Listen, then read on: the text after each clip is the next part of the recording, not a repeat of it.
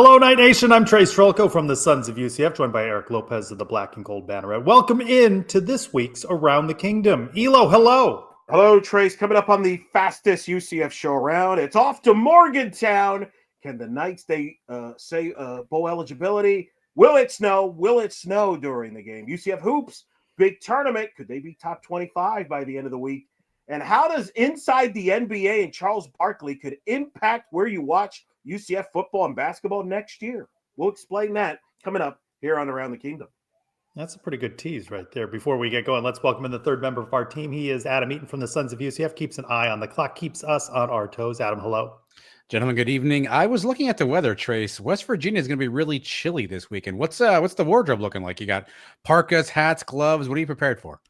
Gonna need to pack all of those things. It's way too cold for me. More on that. Elo and I will be thinking of you while we're in our warm living rooms. Way too cold. Well, Elo, you mentioned it. Bowl game or bust. The Knights have put themselves in a position now, 4-6 on the season. They travel to a West Virginia team that is 5-5. UCF then hosts Utah. Must win out. What do you make of this one? Buried at 3:30 on ESPN 17 or something, right? ESPNU. Correct. ESPNU to be specific, but it might as well be. And who knows? A year from now would be probably on a Turner channel. But look, here's the deal. We're facing a team that's just got as miserable and frustrated of a fan base as we do right now, Trace, in West Virginia, who's 5-5.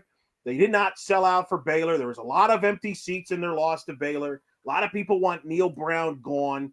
So I think there's an opportunity for UCF coming off the bye. West Virginia's got a terrible defense against the run that favors UCF. And in theory, the conditions should favor the team with the running game, and UCF has that. What we don't know, Trace, is how the players are going to react to the cold weather and potential precipitation, some snow maybe? Yeah, UCF backed against the wall here, coming off a bye week. But you mentioned this, West Virginia is susceptible to the run. But we heard that about other schools that UCF played this season, and that didn't exactly turn in UCF's favor. Elo, one UCF road win, and it was that come from behind, which seems like a long time ago at TCU. It's like 3 quarterbacks ago, I think. It's also true. But, hey, going into this one, you've got Dylan Risk, so he's shown you something over these last couple of games. It does give you confidence combined with a running game, and maybe they can get the win in Morgantown. Well, I think if they can get off to a good start and take the lead, I think that fan base, whatever shows up, is going to be very much booing their own team. I think they want Neal Brown gone there. There's a lot of negativity there. We saw the game last year. I think this is a simple game. It's in the trenches. Who runs the football better? Who controls the pace of the game? And then turnovers. As we found out with Arizona State, the turnovers. Here's a suggestion. Do not throw the ball inside your own 1-yard line. Maybe that'd be a good idea. But keep the turnovers. Let's begin there. I think R.J. Harvey could be in line for a monster game if UCF has their way. And we'll see if they have their way. Because it's going to be cold in Morgantown, a high of 42 degrees, ladies and gentlemen, a low of 33 at kickoff with a chance of snow. We, to our records, don't believe there's ever been a snow game during a UCF game. Trace, are you excited about the cold or the temperatures? How do you think it's going to impact the game? Well, I don't know how much I'll be out in it. I'm usually outside when the team arrives on the bus until about 20 minutes or so before kickoff. I'll be in the press box. Robert and I do a post game from down on the field. So there will be some chilly moments. But really, isn't that just creating some excuses? Is it really going to be that much of a problem, Elo? I think it depends if it's slick. I think, in all seriousness, you should go down on the field to see, are the players slipping? Do you notice any things like that? They slipped at Iowa State, and it had nothing to do with cold. You're going to send Robert down there, aren't you? You're going to stay up there in the cozy press box, because what are you going to wear to this cold weather? I'm used to going out and visiting family in Denver, so I do have gloves and hats and stuff. Not to throw Adam under the bus, but me and Adam have talked about this. We don't feel you'll be back for this next week's show because of the cold weather. We've already reached out to Brian W. Peterson, Kristen Simmons, and Charles Barkley to fill in for you. And Charles Barkley. Well, I heard he's on the bow out if you can line up those three for the show. Elo, somehow this UCF team, 4-6, was once 3-0. You can do the math on how many wins there have been since that 3-0 start. Is favored Favored now. Hard Rock with them 3 points. It was a pick 'em earlier on in the week. How much are you wagering on UCF on the road, Elo? Listen, we're going to have to watch this game on ESPNU to begin with. I don't think we need to mortgage anything on this game. Like, you need help if you're mortgaging on this game. I don't know why UCF's – I'll be honest. I don't know why UCF's favorite, except that Vegas really likes UCF this year. You guys must have made a good impression at the media days in Vegas, number one. Number two, it tells you how low they think of West Virginia, who has struggled. They gave up, what, 42 points to Baylor? They haven't – you realize – 49 to 35 loss. I gave their defense too much credit. You realize that Baylor – that West Virginia, I think, has not won a home game since like their opening Big 12 home game, I think, against Kansas. They're like the Dallas Cowboys of the Big 12. They can't win a home game to save their life. That's why UCF's favorite. Just a dog game of the week, Eli. Aren't you excited to go? I am excited though. Because I like Is Robert excited? Yeah, I am excited. Is Robert excited to go? Or, he's kind of, I'm noticing he's aged a lot. I think he's hanging out with you has aged him. It's kind of taken its toll. What kind of insult is that? I just say it takes a toll hanging out with you. I think that's an insult for both of us there.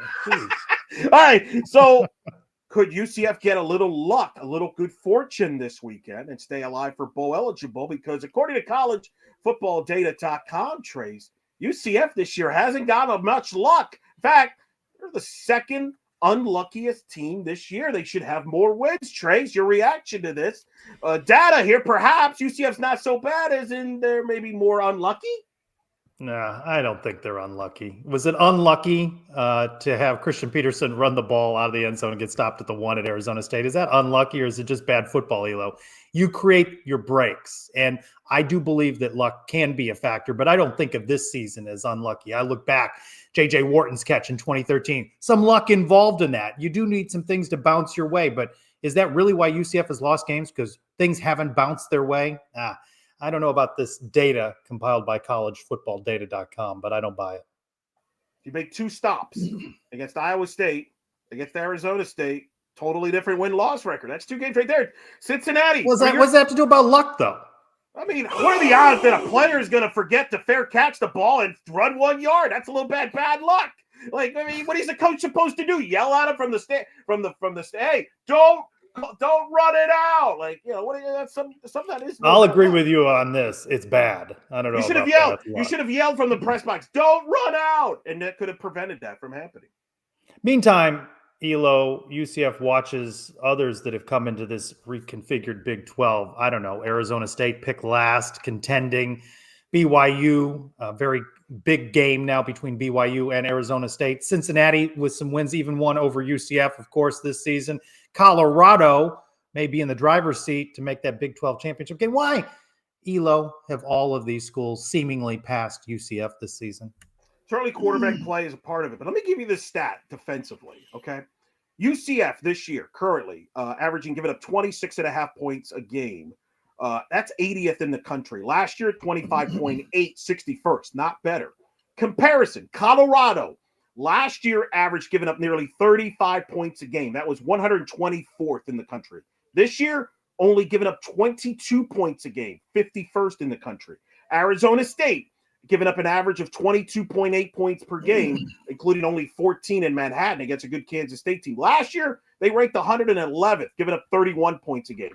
BYU last year, 30 points a game allowed, 100th in the country. This year, 19.5. The point UCF's just unlucky, according to you. The point is, those teams made jumps on defense that Gus was hoping that Ted Roof can do for this UCF defense that didn't happen. If UCF would have taken that jump, that leap defensively that those other teams would have, I think they would be in the mix for the Big 12, but it didn't happen. And you know that, Trace, because look at all the players they brought in on the defensive side of the ball, especially in the linebacking position, and the money they spent on Ted Roof. The other teams were able to fix their defenses while UCF did not, or at least not good enough.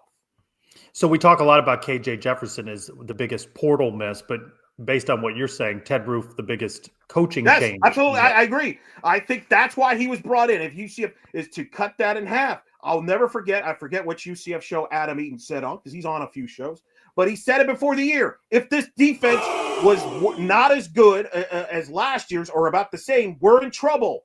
Adam was right. He was a prophet. That's why they're at where they're at. There you go. You're not going to give Adam credit here? You're Sure, no. Give a lot of credit to Adam. I don't remember this particular conversation. You obviously, don't you watch the Sons of UCF Network? I mean, come on. It's great content. I do. All right. Big 12, speaking of which, this weekend, big results. BYU knocked off as undefeated. They lost to Kansas. That really surprised me, right? At BYU, a night game. BYU is so good at home at night to have dropped that to Kansas. Sets up an interesting game, though, Elo, doesn't it? BYU, Arizona State. Arizona State favored by 3.5. You could have BYU go from an undefeated team, top 5, top 10 team in the country to out completely of the Big 12 championship picture completely with this game against Arizona State, who's on fire. Just beat Kansas State 24-14. Colorado at Kansas in playing at the Arrowhead. Watch out, Dion. Don't book them to the Big 12 title game. Kansas is a weird team. They're kind of like UCF. They had all these expectations, got off to terrible starts, trying to make a late run to be bowl eligible. But right now, if you're the Big 12, you're just hoping Colorado can get in to that Big 12 title game. There are some scenarios where that could happen. But what do you think? You've seen both BYU and Arizona State. That's a big game this weekend in Tempe. That is a big game. And I'll tell you what, a battle of time slot there, 3:30, UCF up against both the Colorado and Kansas game and the BYU Arizona State game. Arizona State's got some energy. They had Cam Scatterbo back, the talented running back. BYU may be reeling a bit. Kind of wish I could watch that game, but it'll be head-to-head with UCF.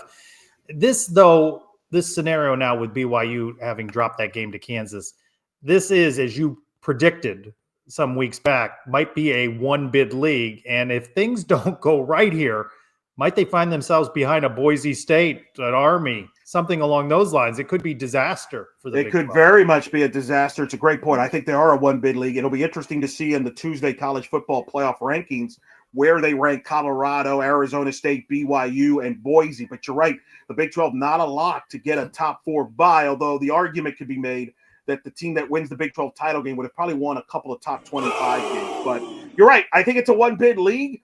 And could it be that Colorado is the best team in the Big 12 when it's all said and done? They quietly have blown everybody out, Trace. You look back at UCF and Colorado when UCF was a multi-touchdown favorite. Both teams gone in different directions. It's been Colorado that turned that season and went upwards. UCF went downwards. Colorado's perhaps could be playing for a Big 12 title while UCF's trying to play for bowl eligibility. Pretty significant result in that game. Yeah, definitely so. All right, time to bring back in Adam Eaton and our silly game. Let's get down to silly game after this, gentlemen. We're brought to you by our good friends at the Cure Bowl, December 20th, Camping World Stadium. It'll be a fantastic event, great day of football, some festivities before the game, after the game. And as always, the matchup is Orlando versus Cancer. Join the home team now. Go to curebowl.com to get your tickets, enjoy the festivities, and know you're part of the winning team. Again, curebowl.com is where you can get your tickets. All right, gentlemen. Start with you, Elo. First question. Knowing what you know now, would you have rather John Rice Plumlee be quarterback for UCF this season? Yes or no? This year? Yep. Okay. Knowing what I know, yes, I would have, because first of all, I think I would have saved some of the people at UCF donors would have saved some financial money there. And look, John Rice played really well last year when he was healthy. I would have liked to have seen what he could have done. Maybe with John Rice, they win an extra game or two. I don't know. I'm going to say yes, just because of in fairness, what you said, what I know now. Well, knowing what we know now, 4 quarterbacks in, yes, John Rice Plumlee, but I don't think that the Knights rally with John Rice Plumlee in the same scenario down at TCU for a victory. So I don't think that happens, but I could see John Rice have performed well enough to beat Cincinnati at home. I mean, to Elo's point earlier about some luck, which I still don't buy that this has been an unlucky season, but there were moments and opportunities here with some better play that they could have been in more of these games and flipped some of the results. So I don't know that it's luck, but if one of those things doesn't happen at Arizona State, maybe they get out of there with a win. So I don't think it's luck, but I could see John Rice helping them perform better in some games. Well, considering how successful Ja'Carri Brown was against Iowa State with his legs, you're telling me Plumlee couldn't have been? And I think Plumlee wins the Cincinnati game, maybe. Yeah, I think he wins the Cincinnati game.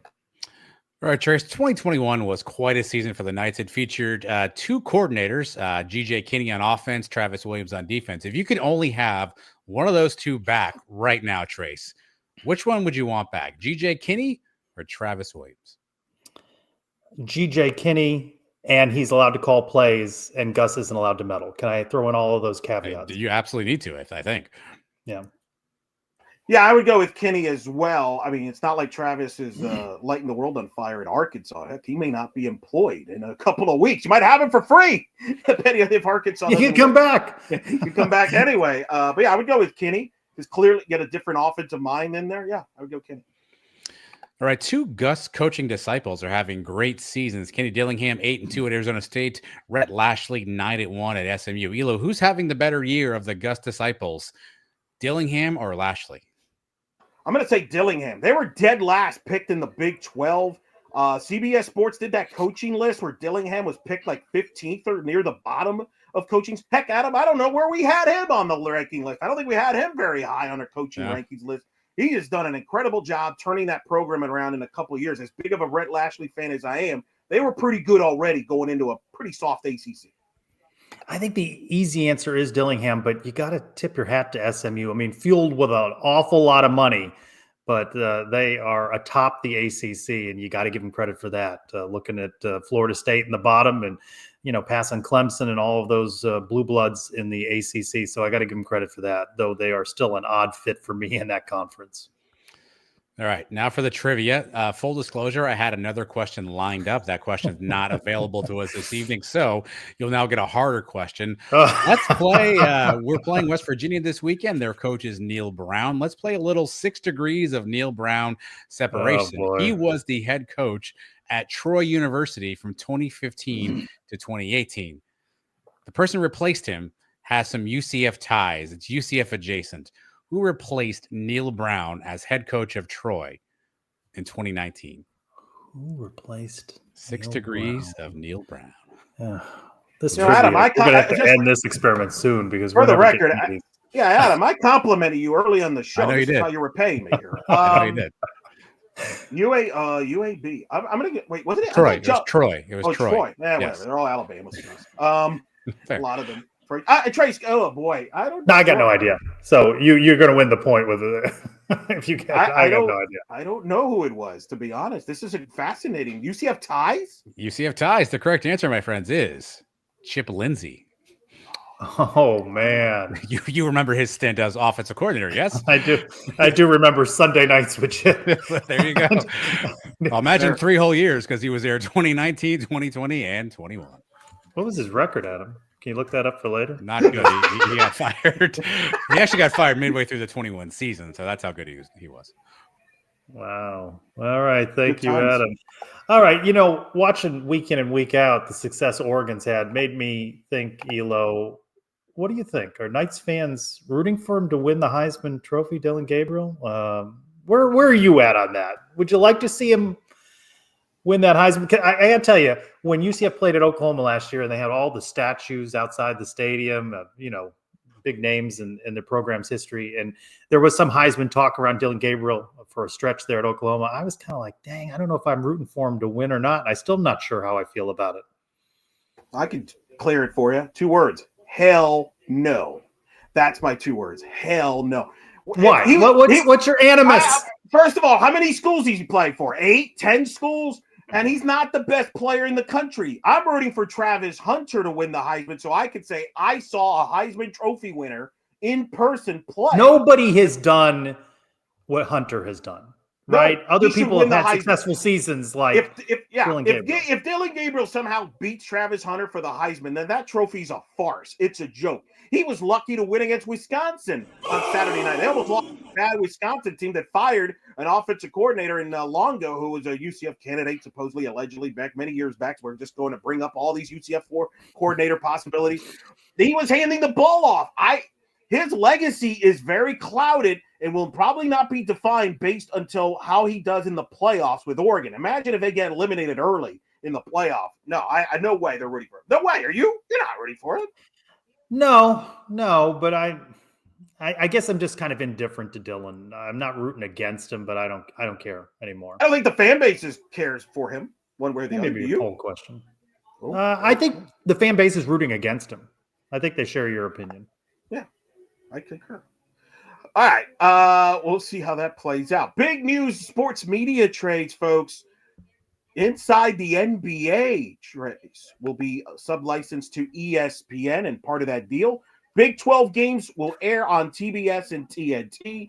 Up to 13 football games from the Big 12, 15 basketball games will air on the Turner networks, owned by Discovery, while Inside the NBA will air on ESPN ABC. Your reaction to this blockbuster sports media trade? Well, a clear win for ESPN that now finally has a legitimate show around the NBA. They have struggled in that regard for many years. I will say what's interesting about moving it to the Turner networks, I don't know, it creates more exposure but than it would be on ESPN Plus. But if you have ESPN Plus, you can follow that along. How do you follow along when UCF's going to be on TNT when you're out and about and you have it on your phone? It's not maybe as easy. We're going to have a subscription to Max because that's where they're going to stream the games, is on the Max. So now, if you're a UCF fan, especially basketball, where I think you're going to see a lot of UCF, you may have a stream to ESPN Plus, Max, wherever you find CBS Sports Network to some games. That's Is there a chance this goes on CBS SN? Yeah, in fact, this weekend. Thank you, Trace, for paying attention. The UCF will be playing in West Virginia this weekend. Those games will air on CBS Sports Network. So no, but I mean, as part of this deal. No, next year. Starts next year. But here's the question: how many subscriptions is enough? At some point we're going to get lost. Like, what channel is this game on and not? So that being said, I think what Brent Yormark would counter with is, hey, we're now going to be on the CBS networks. We're going to be on ESPN in the networks. Fox still has a piece of the action. And now Turner is involved. So you have a lot of different properties that could bid for your product come 2031 when the contract comes up.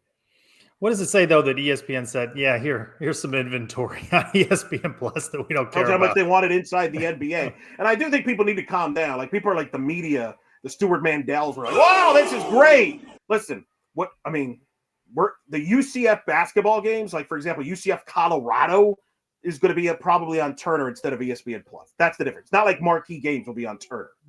It won't be the marquee games.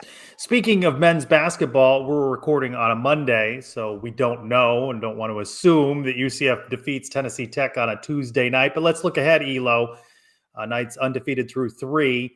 Really interesting, the Greenbrier tip-off in West Virginia, a couple hours from Morgantown. I know some Knights fans will be making that travel back and forth. What do you like about this? You watched some of Wisconsin's game the other night. They're a top 25 team, and the Knights open with them on Friday at 5. Wisconsin, who's in the top 25 in the polls, beat Arizona at home on Friday night. Then on Monday night on Big Ten Network, nearly lost to Rio Grande Valley. Yes, that's a real school. I'm sure Adam can give you more details down the road on that, but Wisconsin was lucky to survive that game. Away right now. We're putting them to work. Look, this is a big week. You got Tennessee Tech on Tuesday night. I know you'll be there. Don't look ahead if you're UCF. This is a bit of a trap. Don't look ahead to Tennessee Tech. All right, that's number one. Then you got Wisconsin on Friday, and then either Pitt or LSU. Trace, I think if they win both of those games and the game against Tennessee Tech, I think there's a good chance UCF will be ranked next week in the top 25 polls. More importantly, they're helping their resume if they can pick up some wins this weekend. And means they have to do less in the Big 12 than more. Like, in other words, instead of maybe having to go 10-10 or better in the Big 12 to make the tournament, maybe you only have to go 9-11 or 8-12. That's why I think this week is very important. You'd take a split, though, wouldn't you? Yes. Elo? You'd take 1-1 here. Yes. And I think having beaten Texas A&M gives them confidence in a neutral site game that they could knock off somebody here. Let's just do worst case scenario. Assuming they aren't embarrassed in these games, what does 0-2 do for them this weekend in West Virginia if they were to drop both? Well, it depends does it dent your confidence going into Big 12 play in a couple of weeks? It depends how they lose, right? Do they get how do they lose? Did they struggle offensively? Were they beaten up in the glass? Did they get exposed on some areas? I think that remains to be seen. I think the key guy is Keyshawn Hall. Can Keyshawn Hall do what he's been doing? Give him that near 18 to 20 points, 6 to 8 boards. If he can do this, if Keyshawn Hall, Trace, can duplicate this, through the Big 12 play, I would argue he's a more impactful UCF player than any forward, including Taylor Hendricks, in the recent memory of UCF basketball, maybe since Keith Glenn. I'm not saying he was better talent than Taylor Hendricks, but that's how important I think Keyshaw Hall is. That's good, Elo. That's good. You going to the games? You going? No, too far away. Too far away. Too far away. Oh, 4-hour drive for a 2-hour game. Too far. 4 hours back through the dark and snow. No. Well, that decreases your chances of seeing a win, just like in your draft where you got no wins this year, Trey. Yeah, I know.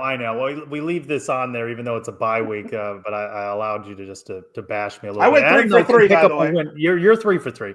Adam can pick up a win next week, Elo, as he's got the Knights over Utah. All right, checking in on the props.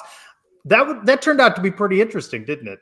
Volleyball and listen, Utah and BYU. I tell you, tipping the cap to both of us. Had we known that that's what it would take to inspire volleyball to win sets, we would have brought this all year long. BYU, you took BYU. UCF took a set from them, played well, lost in 4. I had Utah. UCF won the first 2 sets, up 2 sets. Unfortunately, didn't hold on, lost in 5, but that's the best they've looked in weeks. So we motivate people, Trace. We motivate people here on Around the Kingdom. Yes. All right, what do you got this week, Elo? So here's the prop bet, folks. RJ Harvey, rushing yards, receiving yards combined against UCF basketball total points in the 2 games in West Virginia. Two games in West Virginia. Am I first? Yeah. Going RJ Harvey. I'm gonna go with hoops. I'm gonna hope they make some shots.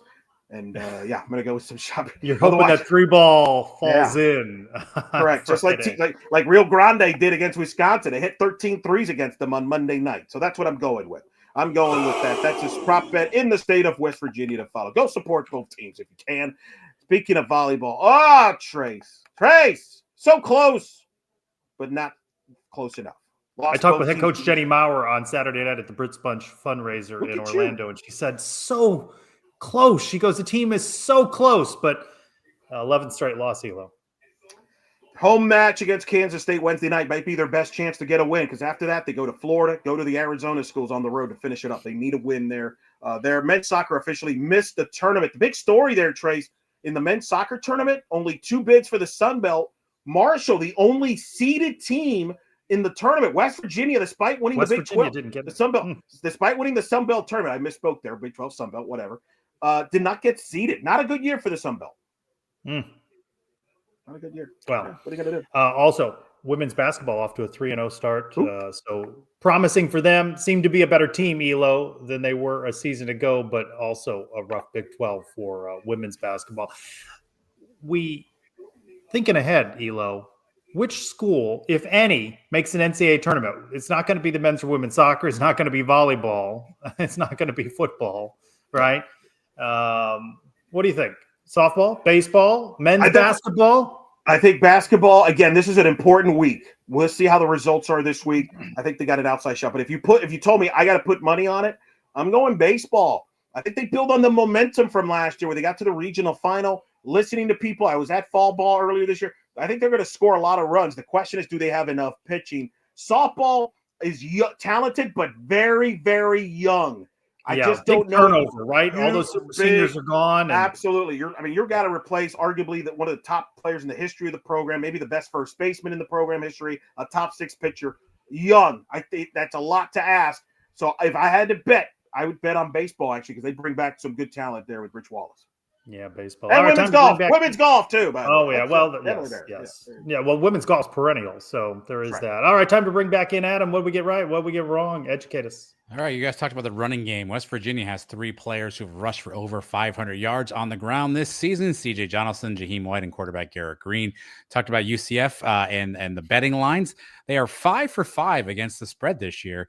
They have 3 wins when they were favorite. That would be Arizona, New Hampshire State, and Sam Houston State. Obviously 4 losses, though, when they were not. Chip Lindsey, Trace, 15-19 at Troy. Didn't last very well there. Heisman odds, according to VSiN right now, Travis Hunter's -350. And second, Ashton Genty +380. Dillon Gabriel is actually 4th at 25-1 odds right now for the Heisman. And Texas Rio Grande Valley pretty boring. The only fun fact I got for you there is Lon Kruger, former NBA coach, was once the head coach of UTRGV. Thank you, Adam. All right, one more thing before we go. The Knights trail the all-time series with West Virginia in football 3-0. 2 of those 3 having been played in Orlando. UCF's only trip out to Morgantown back in 2003, November 1st, 2003. The Knights lost 36-18. Hopefully, a better result. The Knights can narrow this series to 3-1. Look for new episodes midweek every week on the Sons of UCF YouTube channel and wherever you get your downloadable audio content. For Eric Lopez and Adam Eaton, I'm Trylko. Thanks, everyone, for joining us for this week's Around the Kingdom.